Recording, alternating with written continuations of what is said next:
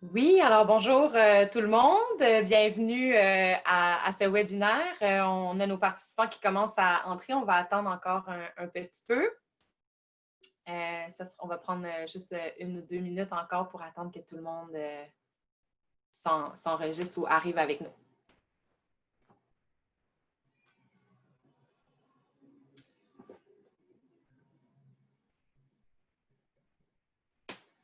OK. Bon. Bonjour à Pauline qui vient de nous saluer dans le chat.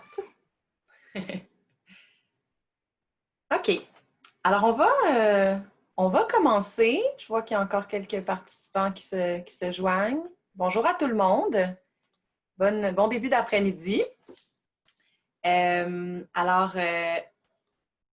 va commencer. Je vais juste écrire ici un bonjour à tous. Bonjour tout le monde. Alors, bienvenue à notre webinaire.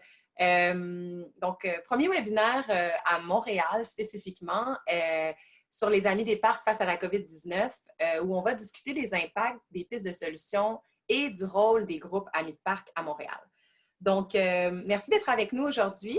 On a présentement 56 participants. Mon nom est Caroline Magard et je suis l'agente de développement au Québec pour l'organisme Park People Amis des parcs. Aussi en ligne avec moi aujourd'hui, Rachel, ma collègue. Bonjour Rachel. Et nos 3 panélistes, Hélène Panayotti, Michel Lafleur et Jasmin Leduc. Donc, bonjour à vous. Juste avant d'entrer dans le vif du sujet, quelques petites informations techniques. J'imagine que la majorité des gens maintenant sont habitués avec Zoom, mais quand même. Donc, juste premièrement, notez que le webinaire est enregistré. Alors, il sera diffusé sur notre site web ensuite, donc pour ceux qui ne peuvent pas être avec nous tout au long ou qui souhaitent le diffuser à d'autres personnes, on vous enverra le lien. Pendant le webinaire, on va partager avec vous des informations via la fenêtre de conversation qui est située en bas de votre écran. Donc, vous pourrez nous écrire vous-même des informations, des petits points. Et on serait curieux de savoir aussi des informations de votre côté. Donc, n'hésitez pas à écrire dans la fenêtre de conversation.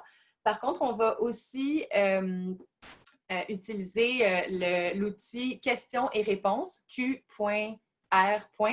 Qui est aussi en bas de votre écran lorsque vous allez avoir des questions pour la période de questions qui va être à la fin du webinaire.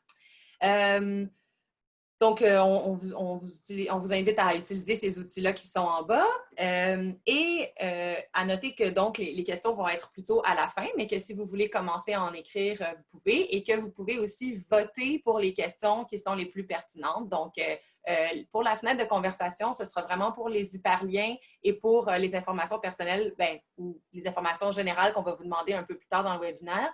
Mais pour les questions, vraiment utiliser questions-réponses. N'hésitez pas à nommer qui est concerné par la question parce qu'on a 3 panélistes différents. Peut-être que vous avez des questions spécifiques ou sinon, si ce sont des questions générales, pas besoin de le préciser.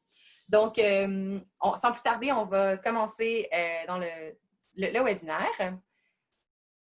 On va peut-être... Oui. Donc, en fait, on aimerait ouvrir le webinaire aujourd'hui et c'est une tendance qu'on essaie d'instaurer de plus en plus, en reconnaissant en fait la terre sur laquelle nous sommes rassemblés et en exprimant notre gratitude pour son lien étroit avec la santé de tous.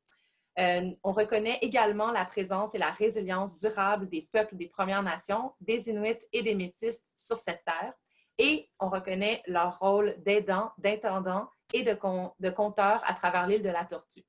Nous reconnaissons la nation Aga comme gardienne des terres et des eaux de Montréal, où je me situe, ce n'est peut-être pas le cas de tous, ou de Tiohtià:ke, comme on nomme Montréal, je pense, Mohawk, où la majorité des participants se trouvent sûrement aujourd'hui.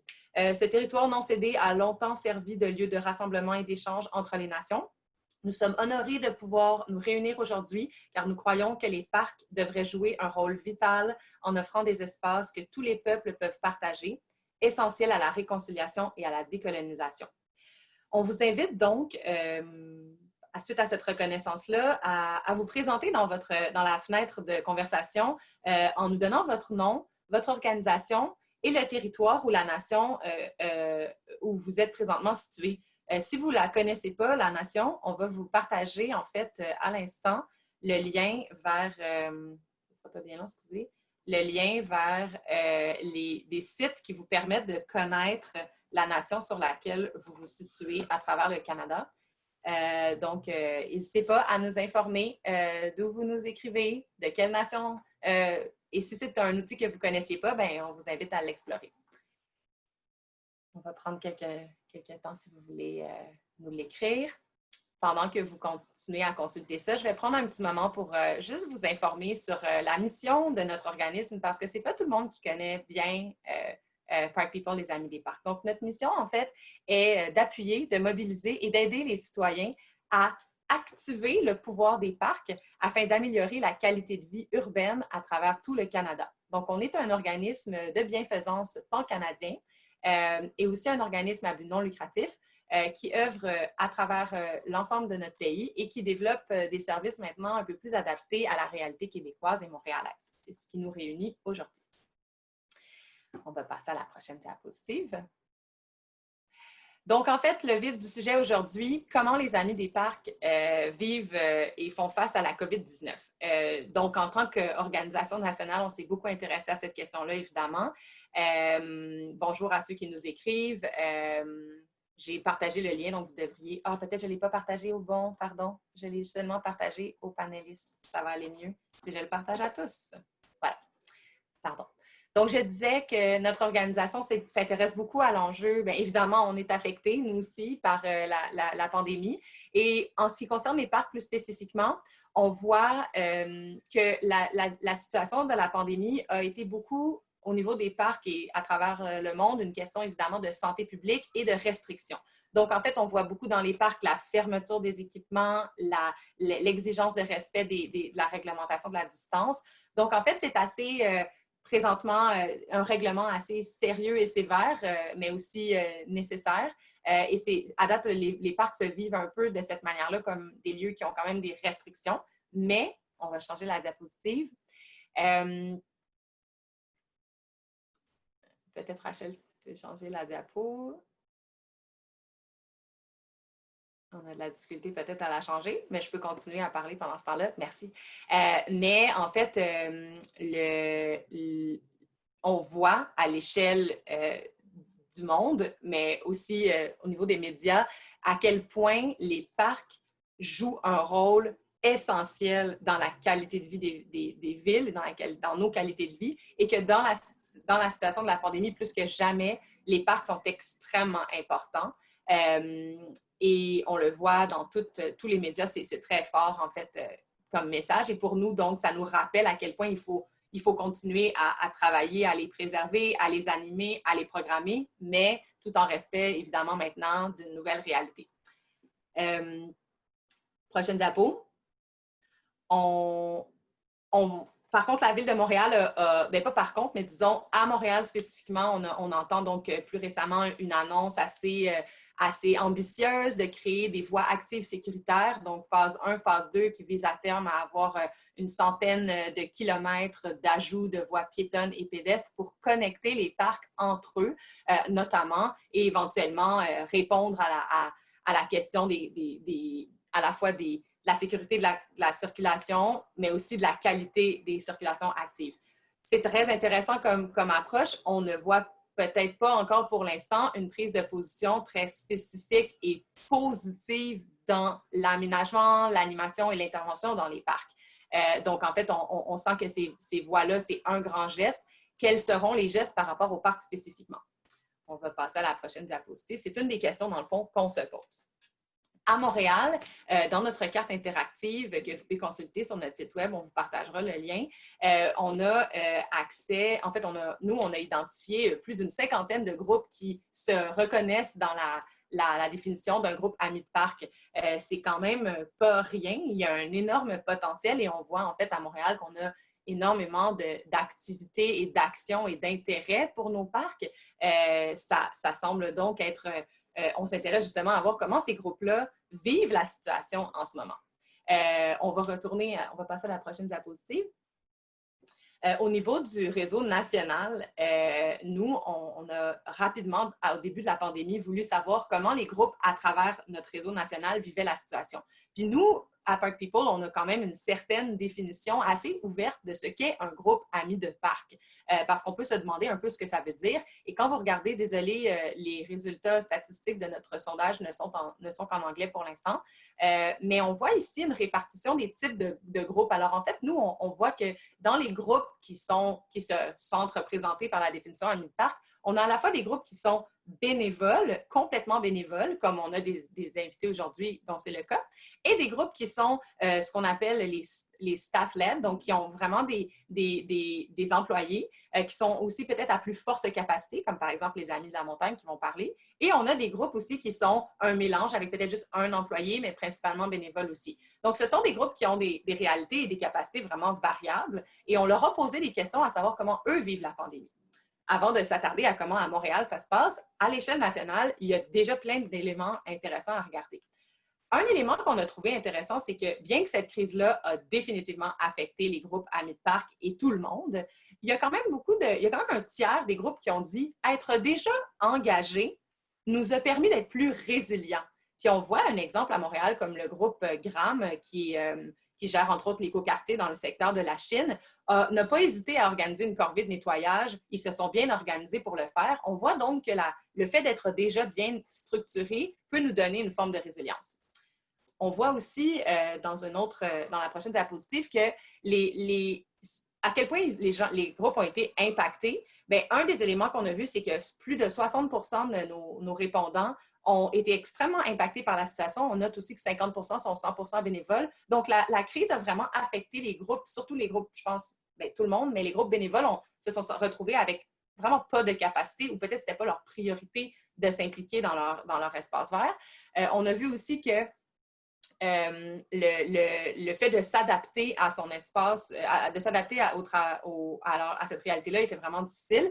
Et les principales difficultés, évidemment, les difficultés financières et les difficultés d'adapter les programmes. Donc, c'est ça qu'on va essayer de voir, entre autres, comment nos groupes montréalais peut-être ont commencé à penser à l'adaptation de leurs programmes. Et rapidement, en prochaine diapositive, on a regardé un peu à travers le sondage quels sont peut-être les grands services ou les grands besoins que les groupes ont. Puis on a vu aussi que rapidement, il y en a qui se sont mis à faire des activités en ligne, à penser à des modèles d'usage de l'espace, comme par exemple le pique-nique distant, s'intéresser donc tout à la question virtuelle et à la fois à la question de programmation et de relation à l'espace. Prochaine diapositive.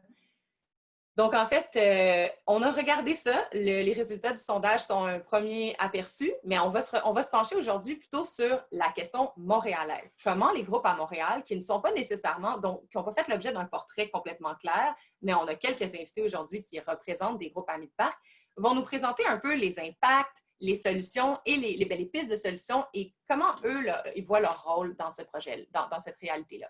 Donc, avec nous aujourd'hui, nous avons Hélène Panayotti, qui est directrice générale Amis de la montagne et aussi membre du conseil d'administration de notre organisme comme représentante au Québec. Bonjour Hélène, ça va bien? Hélène qui est avec nous. Bon, on va lui laisser, je vais saluer les autres. Donc, Hélène, elle est, voilà. Donc, ensuite, Michel Lafleur, qui est avec nous, qui est membre actif de la coalition des Amis du Parc Jarry. Bonjour Michel. Bonjour Caroline.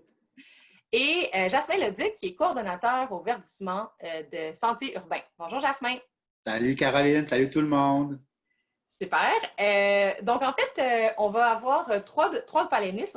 Hélène, donc Mme Panayotti va être notre première conférencière, sera suivie de Michel et ensuite Jasmin. Chacun auront 8 minutes pour présenter et sera suivie ensuite la période de questions. Donc, si vous avez des questions, vous pouvez déjà commencer à les écrire dans la question et réponse et on y répondra à la fin. N'hésitez pas à préciser à qui s'adresse la question et voter aussi s'il y en a qui n'ont pas nécessairement de questions mais qui voient les questions intéressantes, vous pouvez voter. Alors, Hélène, je vais vous passer la parole, juste m'assurer que votre micro fonctionne bien. Hélène? C'est beau. Ah, c'est super. Alors, bonjour Hélène, je te passe donc la parole. Bien, merci beaucoup. Alors, On va commencer avec la mission. Les Amis de la montagne ont pour mission de protéger et de mettre en valeur le Mont-Royal en privilégiant la mobilisation et l'engagement citoyen et aussi l'éducation à l'environnement. Alors, depuis 1986, les Amis portent le flambeau d'une très longue tradition citoyenne d'appui à la protection de la montagne. Si le Mont-Royal demeure aujourd'hui un bien commun accessible à tous, c'est le fruit d'une volonté qui a été transmise de génération en génération de préserver l'essentiel de son noyau vert. On a construit la ville autour de la montagne et pas sur la montagne. Alors, la création visionnaire du Parc du Mont-Royal, qui célèbre cette semaine ses 144 ans, y est pour beaucoup. Les Amis visent à transmettre et à enraciner chez les Montréalais la notion que nous sommes tous et chacun des gardiens de ce lieu exceptionnel et que nous avons tous un rôle à jouer dans sa protection continue. En vertu d'un partenariat de longue date avec la Ville de Montréal, avec qui nous développons des liens de complémentarité et de confiance depuis plus de 30 ans, les Amis jouent un rôle important d'accueil des usagers de la montagne et d'animation des lieux. Notre programmation éducative, culturelle, de plein air met en valeur les richesses de la montagne, mais aussi sa fragilité.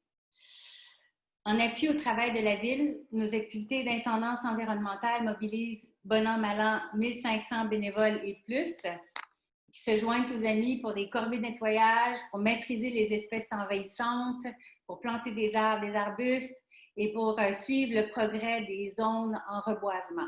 Notre patrouille de conservation sensibilise le public aux enjeux environnementaux sur les lieux et on fait rapport sur l'état des milieux naturels aux experts de la Ville qui sont responsables, eux, de l'aménagement et de la gestion des lieux. Enfin, on a des services d'accueil, de restauration, de location d'équipements de plein air qui complètent notre offre.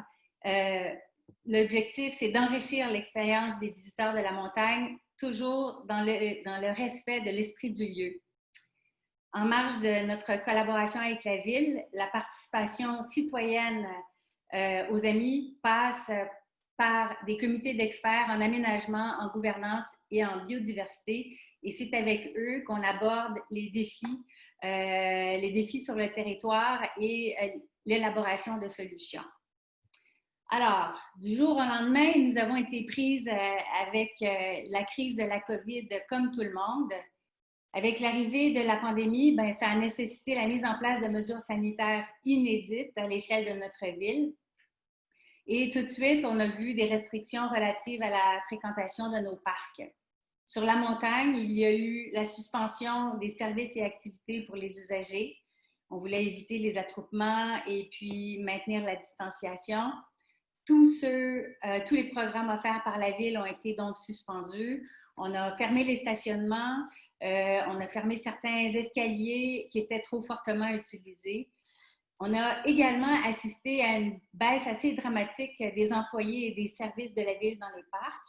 Puis, les Amis ont dû mettre la clé dans leurs opérations à la Maison Smith, au pavillon puis au chalet. Et on est parti, comme bien d'autres, en télétravail confiné, ce qu'on poursuit en ce moment. Avec la fermeture des centres sportifs de Montréal, on a remarqué des gens en très grand nombre se tourner vers la montagne comme le lieu de choix où venir s'entraîner. Puis finalement, avec l'arrivée du printemps, un des seuls plaisirs autorisés étant une balade bien distanciée, la montagne est devenue une destination très populaire pour échapper aux quatre murs de son chez-soi. Alors, dans le parc du Mont-Royal et dans le parc Tiohtià:ke au sommet Outremont, les Amis notent actuellement une multiplication des chemins d'accès en transport actif, les petits chemins d'accès dans les boisés du Mont-Royal. On note un nombre croissant de conflits d'usage entre les marcheurs, les coureurs, les cyclistes. On note un usage accru et problématique des milieux boisés, donc des sous-bois. Il y a de gros défis de distanciation sur le réseau des sentiers du Mont-Royal. On note des gros défis en matière de respect de la réglementation du parc en place. Les gens ne savent pas comment se comporter dans le parc. Ce n'est pas nécessairement par mauvaise intention. Le tout a des conséquences sur les sols, la faune, la flore, la biodiversité de la montagne. Alors, il faut que je dise, ce ne sont pas des problèmes nouveaux, comme en témoignent d'ailleurs les photos qui sont à l'écran et qui ont été prises au cours des dernières années. Mais la pandémie a certainement amplifié ces problèmes. On constate plus que jamais le besoin urgent d'améliorer la signalisation dans les parcs, de clarifier la réglementation et de l'appliquer, d'encadrer les usages et de communiquer au sujet du rôle que chacun doit jouer dans la protection de la biodiversité. On parle d'un parc, on parle de 220 hectares de parc. Alors, ce sont des défis immenses que de signaliser, de réglementer et d'encadrer les visiteurs.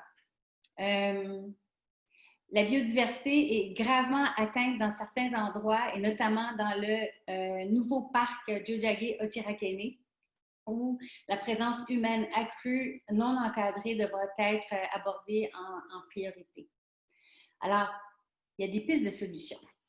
La crise a révélé l'esprit de solidarité et la volonté d'agir qui anime le réseau des OBNL et des groupes citoyens qui sont impliqués dans la création et l'animation des espaces publics.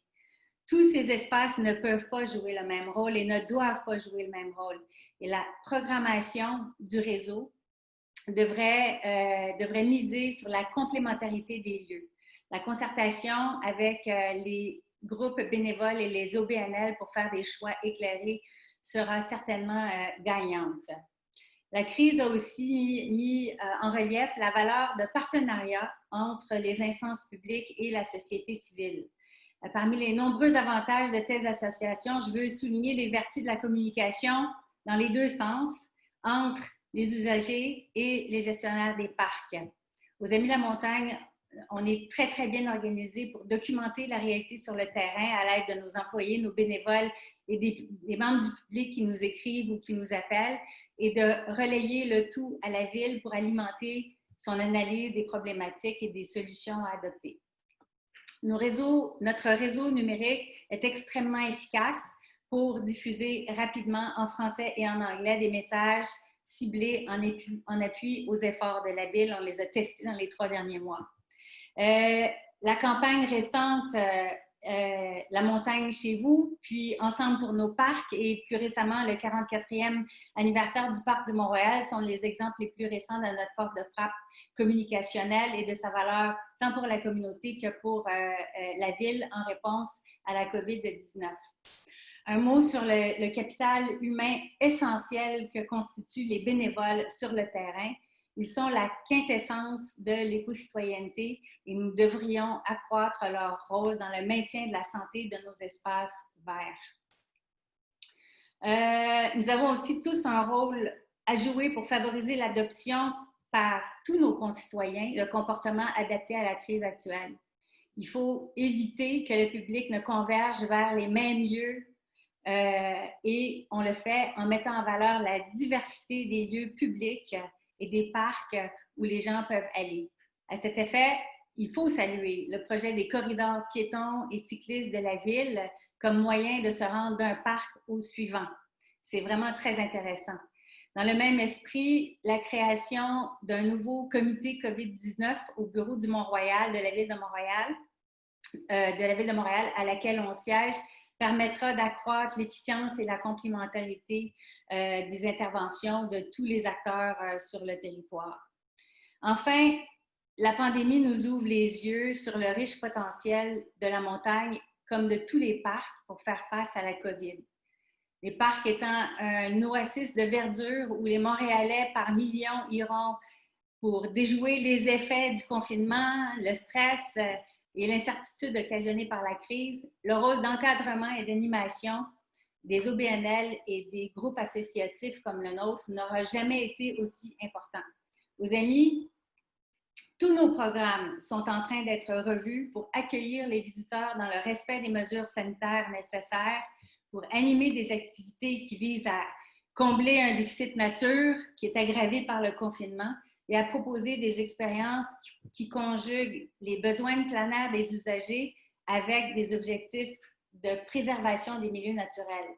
L'objectif est de renforcer avec et pour la communauté la boucle vertueuse entre la contribution que nous, on apporte chacun à l'enrichissement de la biodiversité du Mont-Royal et les bienfaits que la montagne exerce en retour sur notre santé physique, notre santé mentale et sur la résilience de la communauté.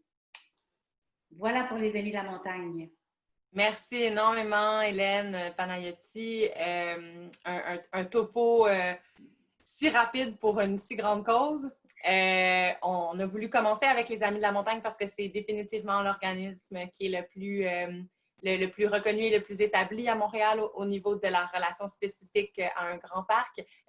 C'est très intéressant de voir comment votre organisation à forte capacité doit s'adapter à la situation. J'invite tout le monde, si vous avez des questions spécifiques, à nous les écrire dans questions-réponses et on pourra ensuite y revenir. Je vais passer maintenant la parole à notre deuxième invité, Michel Lafleur de la Coalition des Amis du Parc Jarry. Michel, à toi la parole. Bien, merci Caroline. Alors, bonjour tout le monde. La CAP Jarry, c'est en fait un organisme d'intérêt public là, qui regroupe des citoyens bénévoles qui ont à cœur le développement du parc comme un espace vert, accessible, dédié à la détente et à la pratique des sports et des loisirs. En fait, pour expliquer la mission, peut-être la meilleure chose, c'est d'expliquer la naissance. En fait, en 2004, plusieurs citoyens se sont rendus compte que le développement du parc était en grande partie influencé par les groupes qui étaient bien organisés, qui faisaient une certaine représentation de leurs besoins auprès des autorités municipales. Et là, on s'est aperçu que, la Ligue de baseball avait toujours besoin de plus de terrain, la Ligue de soccer aussi, Tennis Canada voulait plus d'espace. Et en fait, les citoyens qui utilisent le parc de manière libre, de manière ludique, de manière auto-organisée, n'avaient pas de voix. Il n'y a pas d'association des pique-niqueurs du parc Jarry ou l'Union des flâneurs. Et donc, en fait, la CAP Jarry, c'est la voix de ces citoyens-là qui représentent des milliers de personnes, mais qui utilisent le parc parce que c'est le parc de quartier, parce que c'est le parc où ils aiment aller prendre l'air. Alors, c'est un regroupement citoyen, on n'a aucun mandat de la ville, on ne fait pas partie de l'organigramme de la gestion du parc, mais on est la voix citoyenne là, qui exprime les besoins, les désirs des Montréalais et des Montréalaises face au parc Jarry. Alors, nos activités, je dirais qu'il y a comme deux familles d'activités. On participe aux échanges entre l'administration municipale et les citoyens. Puis on organise des activités qui visent, entre autres, plutôt l'appropriation du parc par les usagers, puis la mise en lumière de l'importance du parc dans la qualité de vie du quartier. L'année passée, on a organisé un BioBlitz. À chaque année, on organise sauf cette année, on organise une corvée printanière. Alors, pour vous situer un peu le parc Jarry, le parc Jarry, c'est, moi j'aime bien cette photo-là parce qu'on voit que c'est un parc qui est au milieu d'un quartier densément peuplé. C'est un parc de 35 hectares, l'équivalent du parc La Fontaine, le 7e, si j'ai bien calculé, de la montagne. On dit souvent que le parc, c'est le poumon de notre quartier. Et on sait que la COVID-19 s'attaque aux poumons et je pense qu'on peut étendre la métaphore et dire que la COVID-19 a passablement d'impact sur le parc. Pour notre organisation, en fait, ce que ça a fait, c'est qu'au niveau des demandes de précautions sanitaires que ça demande pour organiser différentes activités, on a décidé, à cause de nos ressources limitées, que c'était très difficile d'organiser des activités pour rencontrer les règles mises en place par la santé publique et d'éviter les regroupements, évidemment. Alors, on a décidé de se concentrer sur le volet communication. Alors, on a été très heureux de participer à l'initiative des Amis de la montagne et des Amis des parcs pour favoriser la distanciation physique dans le parc. Mais aussi, évidemment, les citoyens ont continué à nous interpeller, on a continué notre groupe à réfléchir. Et en fait, la COVID-19, c'est maintenant, et on voit qu'il y a certaines problématiques qui se sont installées au parc. Alors, la prochaine diapo, je pense, cristallise un peu certaines des problématiques qu'on voit. D'une part, le parc est très fréquenté. Le parc est toujours très fréquenté, mais en cette période de pandémie, ce qu'on a vu, c'est une fréquentation accrue. Bon, Hélène l'a mentionné, les gyms sont fermés, les gens viennent s'entraîner au parc. Ce qu'on note aussi, c'est que les bars, les terrasses sont fermées, donc les gens viennent un peu festoyer au parc.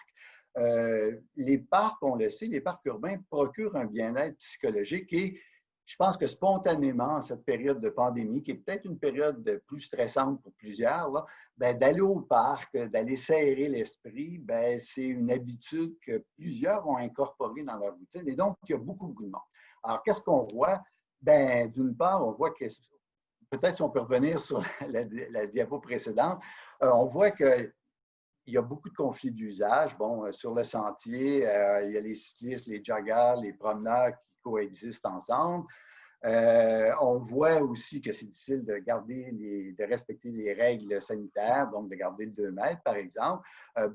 On voit une poubelle, là, la poubelle déborde. Donc, on voit à cause de l'achalandage accru, il y a des problèmes de salubrité. Bon, il y a les déchets, il y a les poubelles amenées par l'achalandage accru. Il y a aussi le fait que les toilettes soient fermées. Ce n'est pas parce qu'on ferme les toilettes qu'on arrête le système physiologique des usagers du parc. Et donc, les journaux de la fin de semaine rapportaient des problèmes de salubrité associés au fait que les gens doivent répondre à leurs besoins naturels. Et comme les toilettes sont fermées, le bosquet est invitant. Alors, nous, ce qu'on a dit, c'est que cette fréquentation-là amène une problématique. Et l'objectif de tout le monde dans cette COVID-19, en cette période de COVID-19, c'est que la fréquentation des parcs demeure une expérience positive, agréable et sécuritaire. Alors, Hélène l'a mentionné, je pense qu'il faut avoir the big picture, il faut avoir un plan pour les parcs. Bon, il y a maintenant un plan très bien pour le déplacement actif, mais il va falloir aussi s'occuper des destinations. Et donc, qu'est-ce qu'on fait avec les parcs? Et donc, je pense que ces défis-là appellent à l'action et à des mesures concrètes. Nous, on est un groupe citoyen avec des ressources très, très modestes, là, donc ce n'est pas nous qui va prendre le leadership de ça, mais on pense que ça va être important à un moment donné de définir quelle sorte de parc on veut à Montréal pour l'été 2020, qui va être un été, espérons-le, exceptionnel. En fait, nous, on a commencé à penser à certaines avenues. Et bon, oui, comme Hélène l'a dit, il faut faire une sensibilisation aux consignes sanitaires, même sensibilisation à l'étiquette de base, je dirais, auprès des usagers.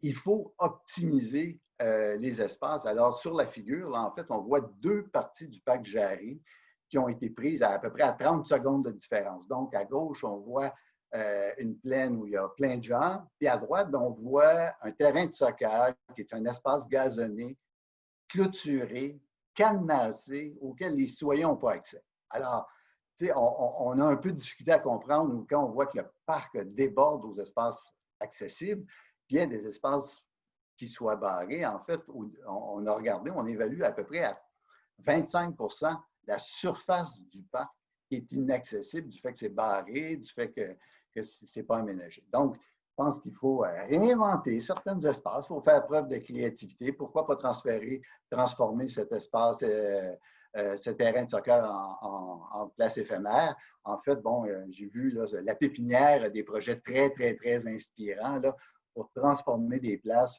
changer leur vocation, peut-être de manière temporaire, juste pour cet été. En fait, les citoyens ont déjà commencé. Alors ici, vous avez le terrain de volley-ball sur sable, où on a enlevé les filets pour pas que les gens jouent au volley-ball. Les citoyens se sont appropriés et c'est devenu un immense carré de sable où finalement la distanciation physique est simple à avoir puisque le terrain est vraiment immense. Sur l'autre diapo, en cette période de canicule, je pense qu'on ne peut pas. Il a une image rafraîchissante. Alors, le parc Jarry, mais je pense que beaucoup, beaucoup de parcs à Montréal, ce sont des îlots de fraîcheur. Et là, ce n'est pas juste le plaisir des usagers, ce n'est pas juste leurs besoins. C'est un enjeu de santé publique en période de canicule comme ça. Les parcs jouent un rôle vraiment fondamental. Alors, donc, nous, en tout cas, nous, on est souvent interpellés présentement pour savoir qu'est-ce qui va arriver avec la piscine. Hein. Nous, on pense que c'est la piscine du Parc Jarry, c'est une des piscines les plus fréquentées à Montréal. On pense qu'elle doit rester ouverte en respectant les règles de dissociation, donc peut-être une moins grande capacité, mais des heures allongées. Sur la figure qu'on voit en haut, bon, vous voyez qu'il y a certaines personnes, ça a été pris l'été passé, il y a certaines personnes, mais vous voyez que les personnes ne sont pas distribuées de manière aléatoire sur la surface. Hein. Les gens sont à l'ombre. Au Parc Jarry, pour toutes sortes de raisons, la canopée est relativement limitée. OK? Et donc, le terrain de soccer tout à l'heure, c'est en plein soleil. On comprend que l'été, les gens ne peuvent pas rester en plein soleil. Donc, il va falloir, encore une fois, faire preuve de créativité et on ne peut pas, malheureusement, de manière instantanée, avoir des arbres matures dans le parc, mais il va falloir penser peut-être à des voiles d'ombrage, etc., à installer dans le parc de manière à améliorer la qualité du parc au niveau des îlots de fraîcheur. Donc, en fait, nous, on a déjà réfléchi, on voit des pistes de solutions. On pense que s'il y a un plan réfléchi, mais bientôt, hein, c'est urgent, la COVID-19, c'est maintenant, bien, on va pouvoir, en fait, les parcs pourront jouer un rôle très, très, très positif dans ce passage-là de l'été 2020 à travers l'été.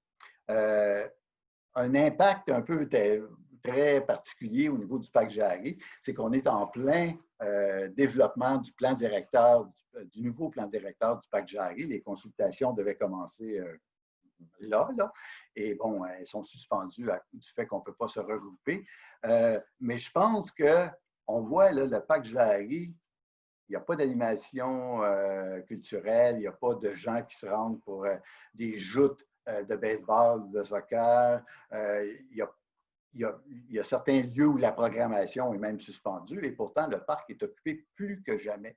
Et donc, je pense que ceci vient mettre en relief le fait que les gens, les citoyens veulent un contact avec la nature, veulent un espace vert accessible, veulent se promener au parc, veulent prendre l'air.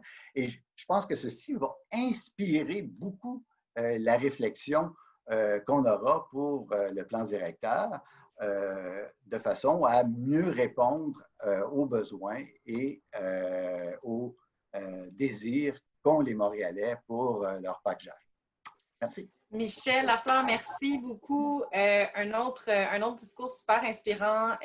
Un exemple maintenant d'une organisation qui est 100% bénévole, tout aussi passionnée d'un grand parc montréalais, donc avec des capacités différentes de celles des Amis de la montagne, mais quand même, merci de souligner aussi cette opportunité-là à saisir pour réviser à la fois le plan directeur de votre parc, mais aussi peut-être pour réviser peut-être une certaine stratégie par rapport à l'ensemble de nos parcs à Montréal.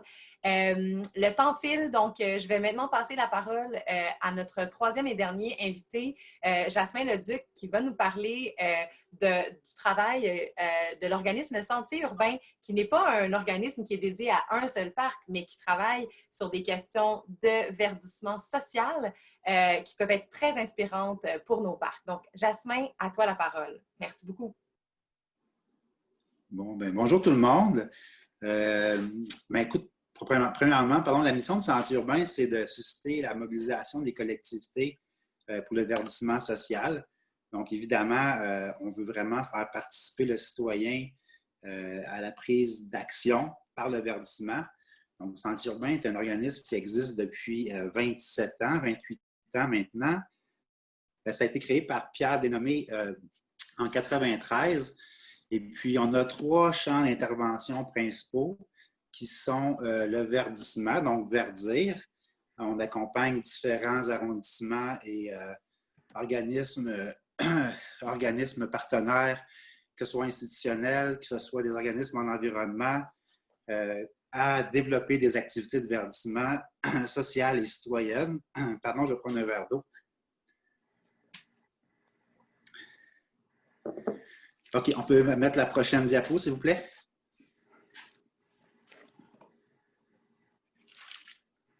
Non? Oui, OK, bon, super, merci.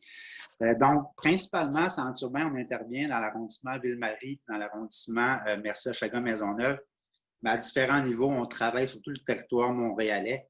Donc, on accompagne aussi, comme je disais, des organisations environnementales pour faire des actions de lutte aux îlots de chaleur, des actions de sensibilisation, de transfert d'expertise. On accompagne évidemment l'arrondissement Ville-Marie et l'arrondissement Mercier-Chagall-Maisonneuve dans des projets de plantation, des projets d'éducation relative au verdissement puis à l'éco-responsabilité aux citoyens montréalais. Au niveau du verdissement, si on veut plus alimentaire, on est partenaire d'un projet super intéressant, ça s'appelle Notre quartier nourricier. Et puis avec le Carrefour alimentaire Centre-Sud, avec la CDC, avec la SEM, l'écoquartier de Ville-Marie, et puis évidemment l'arrondissement, on a mis en place un projet, donc Notre quartier nourricier, où on fait de la production de plantes alimentaires pour nourrir, pour accompagner, pour distribuer du matériel végétal comestible aux citoyens de l'arrondissement. Donc, c'est un projet vraiment intéressant qui nous permet de rayonner sur tout le territoire du Centre-Sud et de l'arrondissement Ville-Marie. Au Jardin Mont-Sabré, un autre exemple de ce qu'on fait en verdissement, c'est qu'on produit des végétaux vivaces, arbustifs, pour redistribuer à la collectivité. Fait que l'année passée, on a distribué à peu près 2000 vivaces pour le secteur de Mercier-Chagall-Maisonneuve en production de vivaces pour les ruelles vertes, pour les regroupements de citoyens, etc. Donc, ça nous a vraiment permis d'accompagner une quarantaine de regroupements de citoyens l'année passée en leur distribuant des vivaces et des arbustes. Vraiment super le fun comme projet. À notre quartier nourricier, on a un volet très important chez Sentiers urbains qui vise l'affiliation sociale, c'est-à-dire on fait participer des jeunes, pas des jeunes, parce que c'est des gens entre 16 et 30 ans, mais des personnes avec des particularités socio-économiques qui veulent vivre une expérience positive dans le monde de l'horticulture et de l'agriculture urbaine. Donc, avec cette gang-là, on mobilise puis on développe des initiatives de verdissement à travers le circuit jardin. Donc, la photo qu'on voit là, c'est une photo pré-COVID, évidemment, à la serre de notre quartier nourricier qui est au parc Walter Stewart dans l'arrondissement Ville-Marie. Au niveau de l'éducation, là j'ai parlé plus grosso modo du volet verdire. Au niveau de l'éducation, c'est sûr qu'on accompagne des écoles du Centre-Sud. On accompagne différentes écoles aussi dans l'Est de Montréal pour des projets d'éducation relative à l'environnement et à l'agriculture urbaine. Donc, dans les classes, en fait, on envoie des animateurs et des animatrices qui offrent des services d'animation environnementale sur différentes thématiques. Et puis, c'est un volet qui nous interpelle beaucoup. On reçoit aussi plusieurs groupes de ces écoles-là dans notre circuit jardin que je vais vous parler après. Et puis, on utilise le circuit jardin pour faire vraiment tout le volet éducation, transfert d'expertise, mais aussi pour mobiliser, parce que Sentiers urbains compte aussi sur un plus petit réseau de bénévoles, évidemment, parce que dans le circuit jardin que je vous ai présenté un peu plus tôt, on a accès à 7 ou 8 sites par année, dépendamment de la mouvance des propriétaires, des ventes de terrain, des acquisitions, etc. Donc, au niveau de la mobilisation, donc, on a des bénévoles qui font les heures d'ouverture. Cette année, un des défis qu'on va avoir chez Sentiers urbains, c'est d'adapter l'accessibilité à ces sites-là. Évidemment, on va avoir accès aux apprentis jardinières et jardiniers qui vont nous donner un coup de pouce, mais on va aussi avoir 3 jardins où on va faire des activités plus de production agricole. Donc, on sera appelé à développer un protocole d'accès au terrain important, mais aussi par rapport à l'accessibilité à ces sites-là pour les citoyens et les bénévoles qui prennent en charge les jardins du circuit jardin. Donc, on est en train de développer ça, de mettre ça en place. Puis, c'est un enjeu majeur pour nous au niveau de la mobilisation, de transformer un peu la façon dont on accompagne ces différents groupes et citoyens-là. Ouais, si on parle, merci beaucoup pour la photo, c'est très gentil.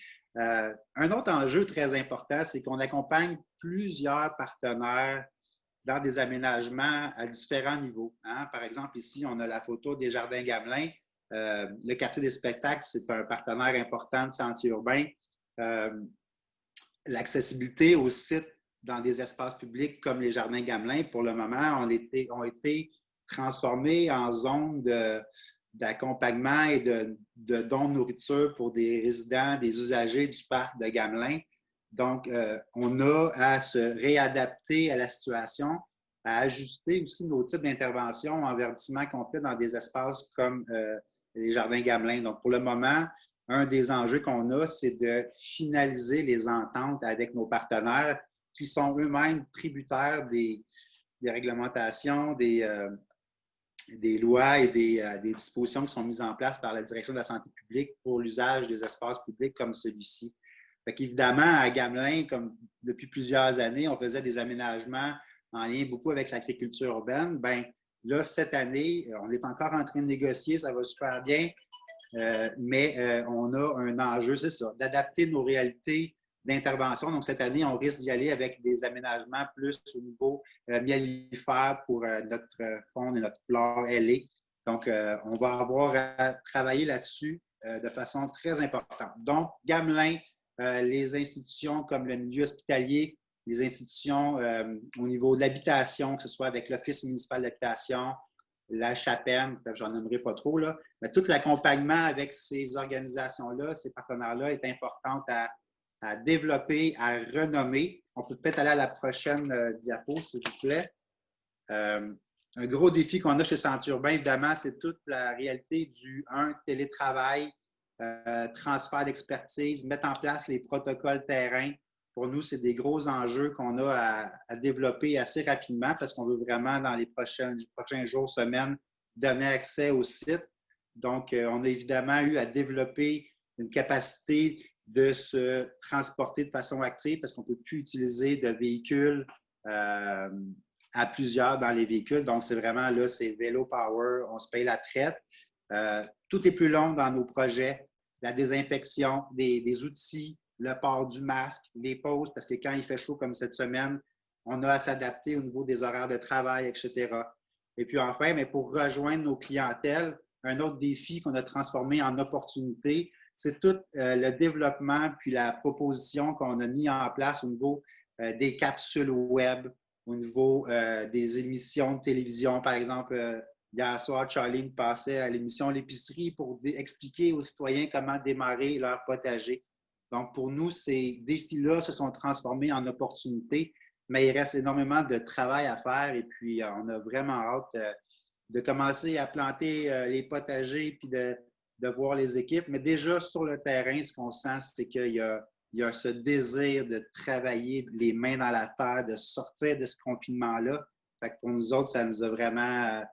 ça nous a remis un peu, ça nous a un peu regroundé, puis l'équipe est vraiment contente. On peut voir ici l'équipe au plateau de travail au coin de Saint-André, Ontario. Ben c'est ça, c'est la réalité de terrain, le port du masque. Ben là, c'est la semaine passée, la photo, là, c'est pas cette semaine.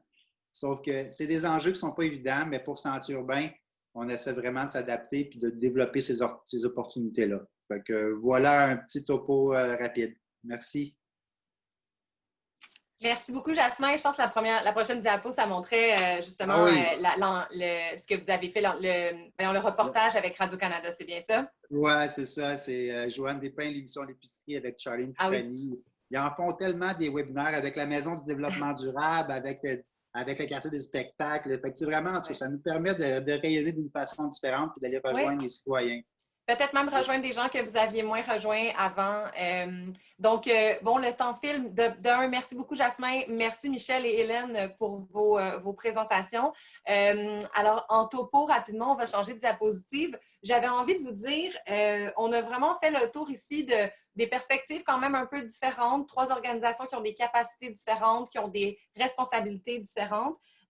On parle ici d'enjeux de conflits d'usage, d'augmentation de l'usage et de pression sur les espaces verts, d'enjeux peut-être de protocoles terrain qui sont complexifiés à cause de la distanciation, mais aussi de solutions comme un plan pour les parcs, peut-être une stratégie vraiment à grande échelle, stratégie pour les parcs, réfléchir à peut-être des futurs usages ou de repenser les usages de certains lieux, comme 25% du parc Jarry qui n'est pas présentement accessible, ou les questions de tout passer sur le web pour l'éducation, d'aller rejoindre peut-être des nouvelles populations. Ça m'amène à dire qu'on a ici à Montréal des organisations extrêmement créatives et proactives qui ont une valeur cruciale pour la ville. Nous, aux Amis des Parcs, on s'intéresse beaucoup à soutenir et faire valoir la qualité du travail que ces organisations font pour les citadins. Et on voit le grand potentiel à Montréal de développer un réseau des Amis des Parcs de Montréal, plus de 1200 parcs locaux, des grands parcs métropolitains, beaucoup de potentiel. Et on travaille d'ailleurs à développer ce réseau avec beaucoup de partenaires montréalais. On espère que ce réseau-là va pouvoir voir le jour, puis on vous invite à nous écrire si vous avez des questions à ce sujet-là. Il va nous rester 10 minutes pour des questions. Alors, je vous invite à nous écrire vos questions dans questions et réponses. Déjà, on a eu une première question. Je vais juste aller voir. OK, les questions sont longues. Donc, il y en avait une courte. Je ne sais pas à qui elle s'adressait, donc j'inviterai tous les panélistes à y répondre si ça vous intéresse. Je pense que c'était pendant la conversation la présentation de Jasmin. Les interventions sur les places publiques ne pourraient-elles pas être simplement déplacées sur les stationnements fermés? Est-ce que Jasmin aurait quelque chose à nous dire à cet égard-là? Pendant ce temps-là, je vais essayer de lire l'autre question, qui a comme 8 phrases. Relocaliser les interventions à la place Gamelin, c'est un point, c'est une idée intéressante. L'idée d'investir et d'aménager la place d'Émilie Gamelin dans le passé, c'était vraiment pour pouvoir donner accès à une production alimentaire sur le site pour la clientèle avec qui on intervient, Centre-Urbain dans l'arrondissement, puis surtout dans le Centre-Sud.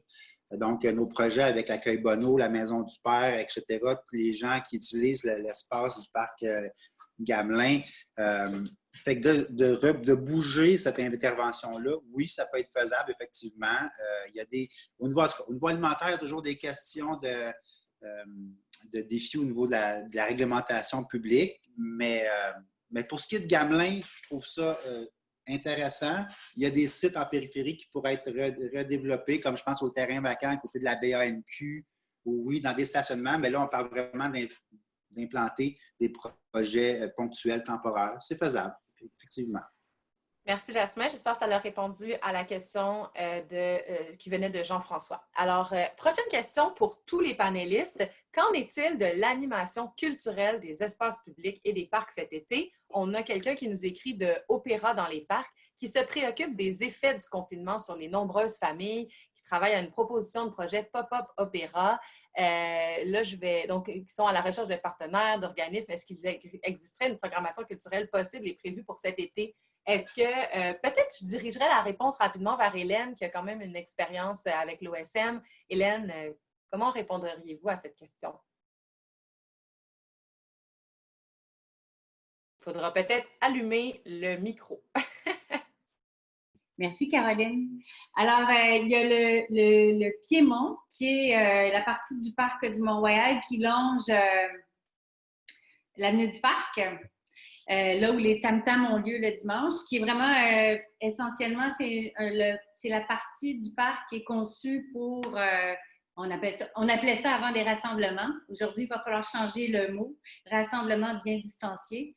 Il y aurait un potentiel là-bas, mais c'est vraiment avec la Ville de Montréal que ce genre de projet devrait être discuté. Mais ce que je comprends, c'est qu'en ce moment, c'est la santé publique du Québec qui va définir le type d'événement qu'on peut organiser. Et après ça, ça va être de mettre en œuvre ou d'explorer ces potentiels-là pour tenir des grands rassemblements comme celui-là. Je pense que pour l'instant, on est plus, en tout cas les Amis de la montagne, pour ce qui est d'animation. Ce qu'on prévoit cet été, c'est vraiment des tout petits groupes, quelques familles, quelques personnes qui sont intéressées à faire une randonnée découverte de certains secteurs du parc ou de la montagne. Mais on y va vraiment en petits groupes où on peut s'assurer que la distanciation soit réglée. mais qui nous permettrait de répondre à des besoins d'échanges sociaux et de découverte de la montagne. Bon, très bien, Hélène. Merci pour cette première réponse. On pourra peut-être bonifier la réponse ensuite on va de toute façon tenter de vous faire un suivi à tous les participants. Peut-être, moi, ça me fait penser qu'il y a aussi, entre autres, le récent webinaire de la pépinière qui a un peu exploré cette question d'avoir peut-être des événements culturels qui sont de petite échelle, qui sont plus locaux.